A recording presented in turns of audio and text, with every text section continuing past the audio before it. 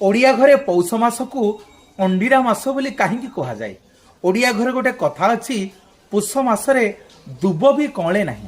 सूर्य देवता वर्ष सारा निज बाहन घोड़ांक द्वारा क्षिप्र गति रे पृथ्वी चारिपटे परिभ्रमण करती।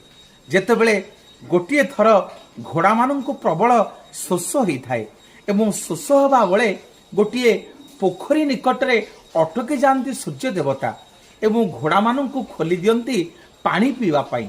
हठात नजर पड़ जाए दुई जन गध से पोखरी पाखरे से माने भी पानी पीउथांती।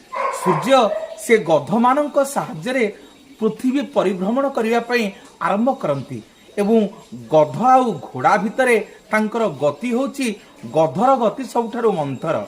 सूर्य गधंक पिठिरे बसी धनु संक्रांति मकर संक्रांति पर्यंत पृथ्वी परिभ्रमण करती बोली